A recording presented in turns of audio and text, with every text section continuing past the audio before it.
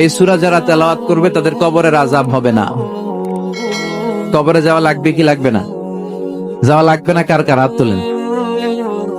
একজনও নাই। সবাই কবরে যাবে, যাওয়া লাগবে, কেউ বাঁচতে পারবে না। দাদা চলে গেল, বাবা চলে গেল, মামা চলে গেল, আমারও যাওয়া লাগবে। সেলিব্রিটি চাই, আরো সম্পদের পাহাড় চাই। ব্যস্ত, আমরা মহা ব্যস্ত। এত ব্যস্ততা কিসের? স্টপ, থামেন, অনেক হয়েছে, আন না, বসেন, একটু ভাবেন। দাদা চলে গেল, বাবা চলে গেল, মামা চলে গেল, আমাকেও চলে যেতে হবে। মাঝে মাঝে কবরস্থানে যাবেন, যে একটু দেখবেন এই কবরস্থানে শিশুরা শুয়ে আছে, কিশোররা শুয়ে আছে, আপনার মতো তাগড়া যুবকরা শুয়ে আছে, ওদেরও রক্ত গরম ছিল আপনার মতো। আজ ওরা নাই, সব শেষ। আপনাকেও যেতে হবে, এই কবরে আমাদেরকে যেতে হবেই। কবরের প্রশ্নের উত্তর দিতে হবে, চিল্লায় বলেন ঠিক কিনা? কবরে প্রথম প্রশ্ন করা হবে, মার রব্বুক, তোমার রবের নাম কি? আমাদের রব কে? ওমা দীনুক, তোমার ধর্মের নাম কি? আমাদের ধর্মের নাম কি? বিশ্বনবীর চেহারা দেখিয়ে বলা হবে, এই লোকটাকে তুমি চিনো কিনা? চিনি না আমরা?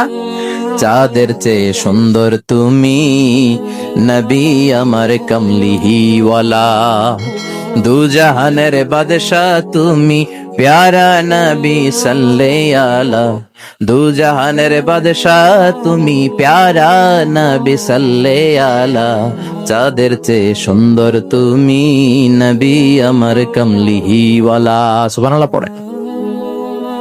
আমাদেরকে জিজ্ঞেস করা হবে, রব কে? বলবো আল্লাহ। ধর্ম কি? বলবো ইসলাম। এই লোকটারে চিনো নাকি? আমরা বলবো চিনি, আমাদের প্রাণের নবী মুহাম্মদ সাল্লাল্লাহু। তিনটা প্রশ্নের উত্তর করতে পারলে এডিশনাল আর একটা প্রশ্ন, ওমা ইলমুক। এই তিনটা প্রশ্নের উত্তর জানলা কেমনে? নকল করছে নাকি? বাংলাদেশে নকল আছে না নাই? কোথায় নকল করে? হ্যাঁ, কিছু লিজেন্ড আছে দেখি, একেবারে জামার ভিতরে নকল, টুপির ভিতরে নকল, স্কেলের ভিতরে নকল, মৌজার ভিতরে নকল, আছে না নাই? কথা বলেন। ফেরেশতারা বলবে, তুমি তিনটা প্রশ্নের উত্তর করলে কি করে? আপনাকে বলতে হবে, আমি কোরআন থেকে শিখেছি, আমি হাদিস থেকে জেনেছি। চিল্লায় বলেন ঠিক কিনা? তখন ফেরেশতারা বলবে, আহলান ওয়া সাহলান, মারহাবান, কংগ্রাচুলেশন, তুমি উত্তর করতে পেরেছো। ইফসাহু লাহু কবরুহু ৭০ যিরান, আপনার কবরটারে ৭০ হাত লম্বা বানিয়ে দেয়া হবে। ইফতাহু লাহু বাবুন ইলাল জান্নাহ, জান্নাতের দিকে দরজা করে দেয়া হবে। ইলবাসু মিন লিবাসিল জান্নাহ, জান্নাতের পোশাক পরিয়ে দেয়া হবে। আর বলা হবে, নাম কানাউমিল আরুস, বাসর রাতে কনেকে নিয়ে বর যেমনি শান্তির ঘুম, আরামের ঘুম দেয়, তুমিও ঘুম দাও, ঘুমাও।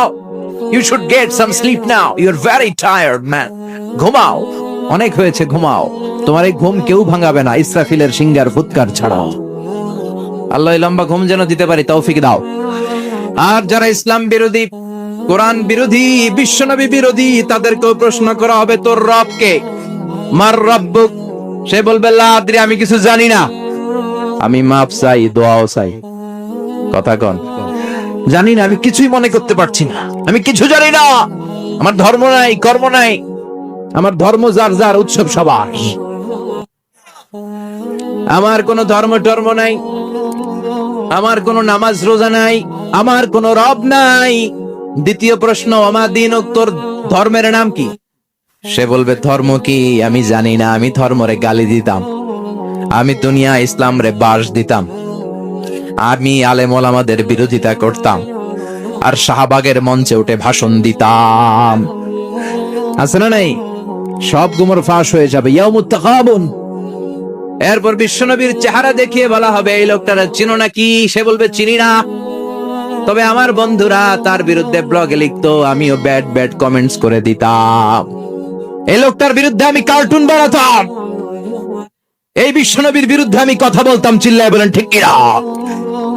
ফেরেশতারা বলবে, লা দারাইতা ওয়ালা তালাইতা, তুই কিছুই পারলি না, তুই তো কপাল পোড়া।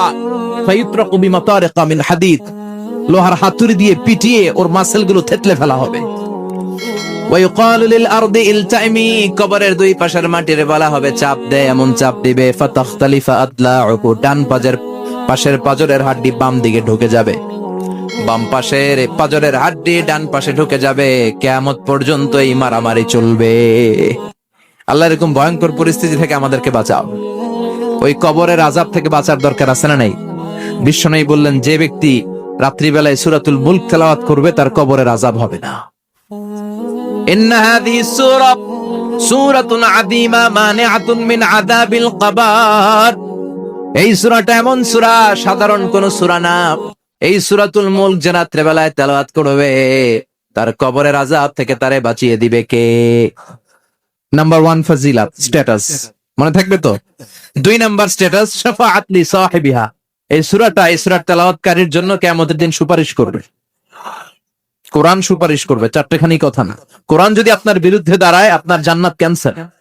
আর কোরআন যদি আপনার ব্যাপারে আল্লাহর কাছে রেকমেন্ডেশন করে, জান্নাত আপনার জন্য ওয়াজিব করে দিবে কে? এজন্য বিশ্বনবী বললেন, শাফাআত লি সাহিবিহা, কিয়ামতের দিন তেলাওয়াতকারীর জন্য আল্লাহর কাছে সুপারিশ করবে। 2টা গেল। 3 নাম্বার, বিশ্বনবী বললেন, খাসামাত আন সাহিবিহা। এই সূরাটা কিয়ামতের দিন এই সূরার তেলাওয়াতকারীর পক্ষ নিয়ে আল্লাহর সাথে ঝগড়া করা শুরু করে দিবে। আল্লাহর সাথে ডিবেট করবে, ঝগড়া করবে, যতক্ষণ না হাত্তা আদখালাহুল্লাহুল জান্নাহ। হাদিসের টেক্সট হচ্ছে যে যতক্ষণ না আল্লাহ তাআলা তাকে জান্নাতে না ঢোকায়, ততক্ষণ ওই সূরার তেলাওয়াতকারীর পক্ষ নিয়ে আল্লাহর সাথে বিতর্ক, ঝগড়া, তর্ক চলতেই থাকবে। সুবহানাল্লাহ, আরো আসতে বলে। আবার বিশ্বনবী বললেন, মান ক্বারা বিহা ফি লাইলাতিন ফাকাদ আকসারা ওয়া আতওয়াবা। রাত্রিবেলা এই সূরাটা যে তেলাওয়াত করবে পুরো রাত্রিটারে বরকতময় করে দিবে কে? এজন্য বিশ্বনবী আবদার করে, আবেদন করে আমাদের কাছে বলে গিয়েছেন, আমি চাই আমার প্রতিটা উম্মতের হৃদয়ে এই সূরাটা গাঁথা থাক। আমি চাই আমার প্রতিটা উম্মতের সিনার ভিতরে এই সূরার 30টা আয়াত গ্রথিত করা থাক। সুবহানাল্লাহ পড়েন। মাত্র 30টা আয়াত মুখস্থ করতে রাজি আছেন? 1 মাসে কয়দিন? প্রতিদিন একটা করে আয়াত মুখস্থ করলে সূরা মুখস্থ করতে লাগবে কয়দিন? হ্যাঁ, হোমওয়ার্ক, এটা আপনাদের বাড়ির কাজ। যেহেতু ক্লাসে হোমওয়ার্ক দেওয়া যায় না, আরবিতে বলে আল ওয়াজিব আল মানজিলি। আমি গতানুগতিক তাফসীর করি না, আমি সমাজের খুঁতগুলো ধরে ধরে ডিসকাশনের মতো আমি করি। বিভিন্ন জেলায় যে ওখানকার ইয়াংদের সাথেও বসি, কথা বলি। এটাই আমার তাফসীর, এটাই কোরআনের এক্সপ্লেনেশন এন্ড ইন্টারপ্রিটেশন। এতেই মানুষ উপকৃত হয় বেশি। চিল্লা এখন ঠিক কিনা? তো এটা আপনাদের বাড়ির কাজ, মাইথার দিয়া বাসীদের বাড়ির কাজ। হায়াতে আল্লাহ বাঁচায় রাখলে আবার কখনো দেখা হলে জিজ্ঞেস করবো যে মুলক মুখস্থ হয়েছে কিনা। কে কে মুখস্থ করবেন না হাত তোলেন। সবাই করবেন। এবার কে কে মুখস্থ করবেন হাত তুলে আমার না আল্লাহর দেখান। আল্লাহ তুমি কবুল করো। আরো জোরে পড়েন আমিন। হাত নামান। এই সূরাটা it's an eye opener for you. এটা আপনার চোখ খুলে দিবে। এই সূরাটা আপনার চোখকে খুলে দিবে, আপনার ঘুমন্ত বিবেককে জাগিয়ে তুলবে। স্রষ্টার ব্যাপারে আপনার যদি কোনো সাসপিশন থাকে, সন্দেহ থাকে, এই সন্দেহের পাহাড়কে ভেঙে এই সূরা চুরমার করে দিবে। চিল্লায় বলেন সুবহানাল্লাহ। আল্লাহ ডেকে বলে, গোলাম, কিছু কিছু নাস্তিক আছে আমারে খুঁজে পায় না। এরকম কপাল পোড়া নাদান নাস্তিক বাংলার জমিনেও আছে না নেই? এরা বলে আনসিন ইজ নাথিং, যেটা দেখা যায় না ওইটা মানি না, বলে না? Do you see the air in the atmosphere? বাতাসে, বায়ুমণ্ডলে যে বাতাস ঘুরে বেড়ায়, এটা কি তুমি দেখো? তো মানো কেন? Why do you believe on that? Why do you believe on air? বাতাস বিশ্বাস করস কেন? কপাল পোড়া নাস্তিকরা বাতাস মানে না। কথা কর। Do you see the bad headache someone feel in his head and he is shouting? মাথার ব্যথায়, মাইগ্রেনের পেইনে যখন কেউ চিৎকার করে তার মাথার ব্যথা দেখা যায়। আমার এখন প্রচন্ড মাথা ব্যথা যদি হয়, আপনারা দেখতে পাচ্ছেন তো। নাস্তিকরা কি মাইগ্রেনের পেইন বিশ্বাস করে না? মাথা ব্যথা বিশ্বাস করে কি করে না? বাতাস বিশ্বাস করে কি করে না? কয় আনসিন ইজ নাথিং, যেটা দেখি না ওইটা বিশ্বাস করি না। কপাল পোড়া।